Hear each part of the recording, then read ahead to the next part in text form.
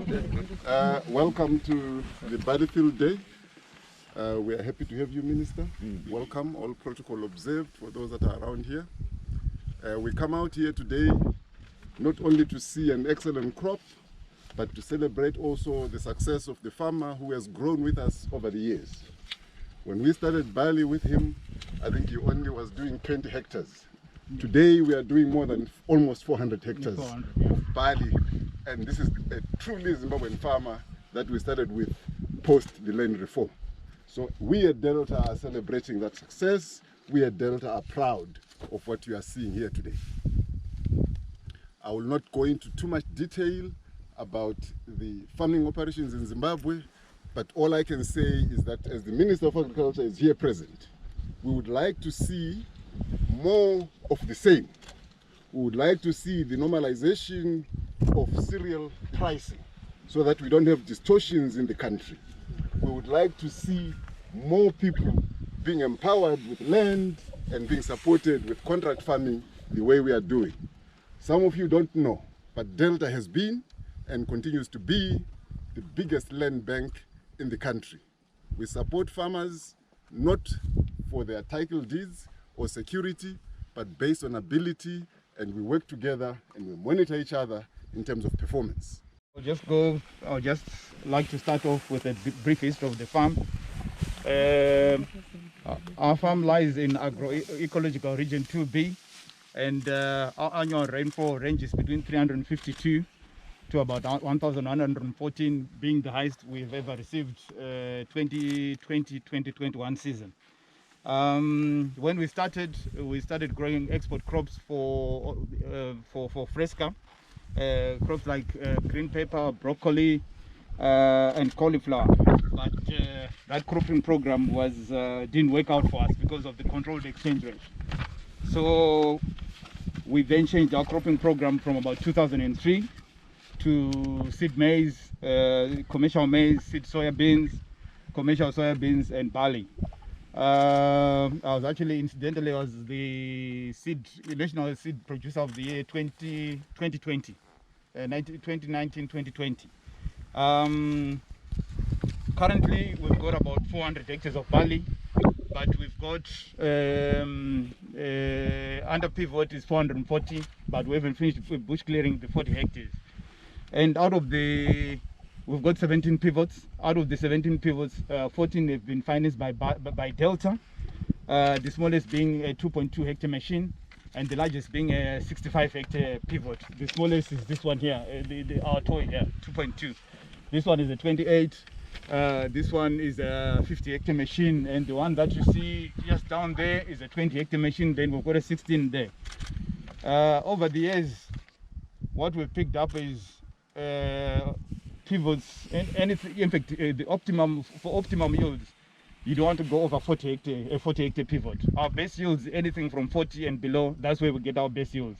Anything over 40, our yields tend to be a little bit lower because of the water distribution and dumping, especially when the pivot is over 50. You get dumping at the end of the pivot, especially the overhang and the last two spans. Then Delta has also financed us. I think you've seen some of that kit that was lined up at the house. With they financed us. They financed us. We bought two 4.5 Massey Ferguson seed drills. They gave us money to put up a wave bridge, a 60-ton wave bridge.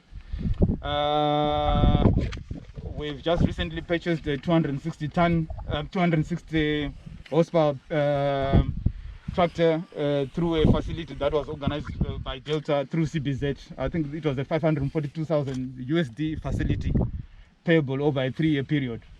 Last year, Delta financed us for capex to the tune of 480,000 US, and I think to date they've given us inputs up to about 380,000 US, which we expect to pay once we start harvesting at the end of the season.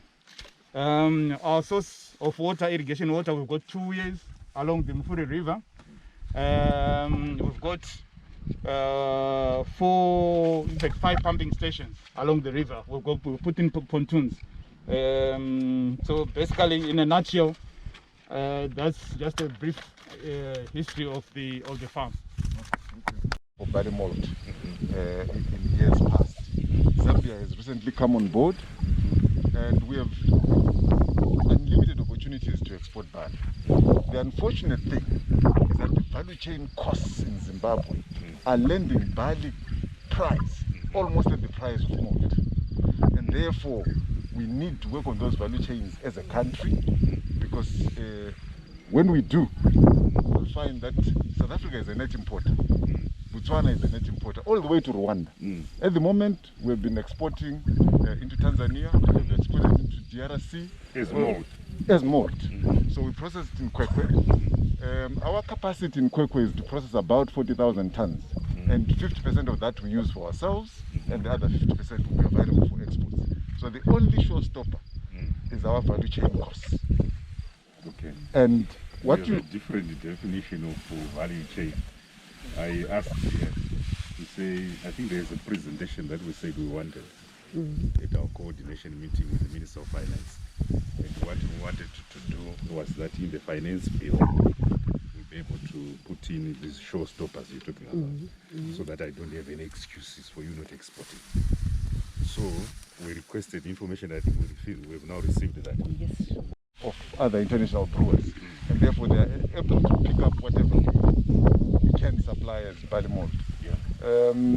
Farmers complain largely about the cost of water sometimes, and their inefficiencies now, where Zinu charges instead of 5 mega, they charge 8, and for whatever reason they are doing. The model we allowed them to do, that is track what you utilize, not what is been estimated. And you can do a post-paid scheme. Highlight the issue and the problem. I think Zinu About 8 or 8.5 megaliters, from where we don't even know how they are coming up with those figures. No, I can tell you, we told them we charge that. But what we want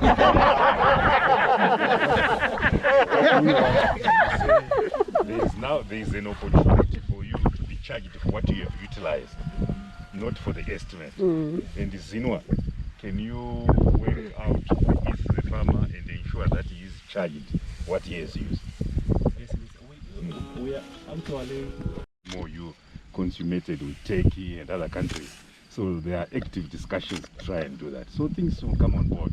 These are medium to long-term issues, but the immediate ones, let's say on this value chain, these are the costs, and these are immediate. Then those that we can do immediately, we can then do, then we see the response. That's what we want to do. And as I said, the notion that, where is the agritech? Tengaya Indivi. District agritech, the notion that barley competes with is wrong. These are both national crops required for different national issues. If we can't grow enough barley, we need to outlay money to import. If we can't grow enough wheat, we need to outlay money to import. This is how we manage our resources.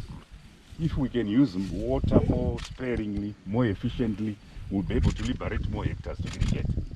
The accelerated irrigation rehabilitation and development plan is looking at 350,000 hectares of irrigable land in Zimbabwe. We are currently at 214,000, perhaps actively irrigated 175,000.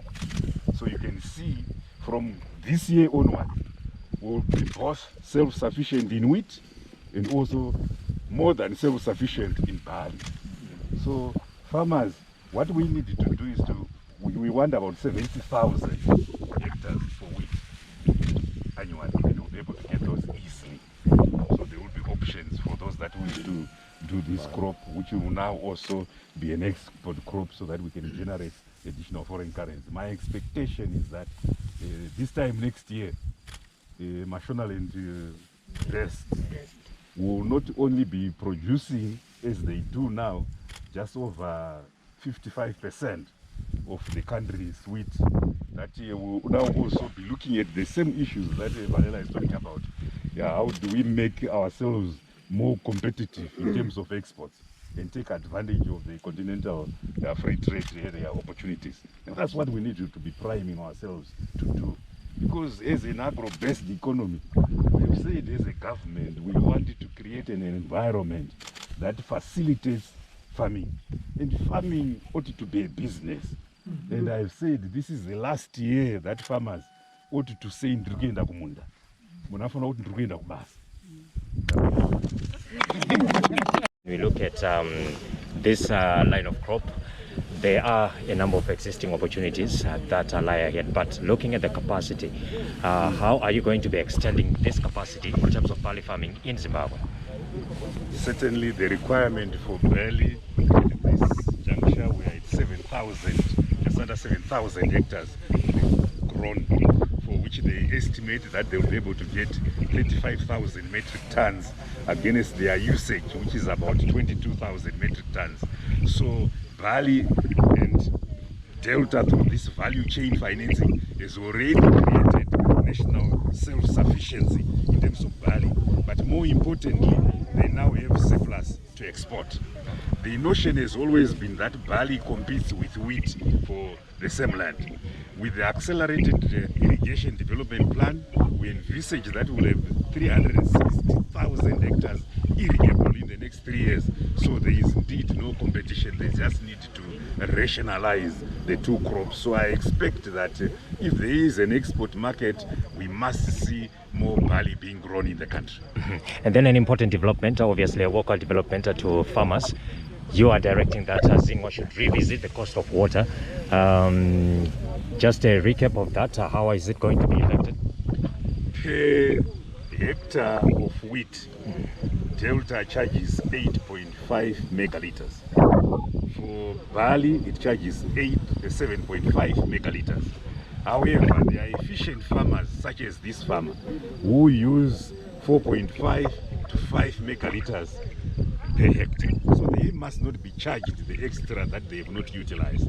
So we must put measuring devices to ensure that farmers can increase their viability by being charged for what they have exactly utilized. And this is the directive that we've issued to them.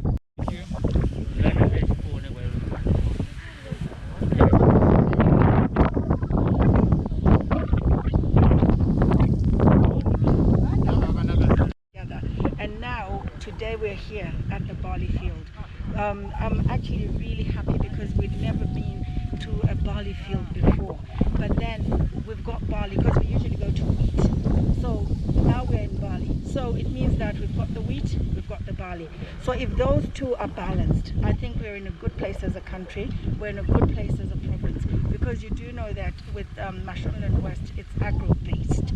So we must make sure that we are, we've got our finger on the pulse on all the crops that we can do, and we've got if we can come together with all the barley farmers in the province and group them up. We've got the wheat farmers, so those doing barley, those doing wheat. It all comes together, and we're looking at a very good, agricultural season. We're looking at a good GDP, because our GDP must be based mostly on agriculture. Protects contractors. That's why I even put a statutory instrument for that. Are you aware that I put a statutory instrument for you? I saw that. So that no one side markets your barley. So what we are trying to do now? Trying to do this. For these and other stories, visit our website www.263chat.com. Follow us on Twitter @263chat and like our Facebook page 263chat.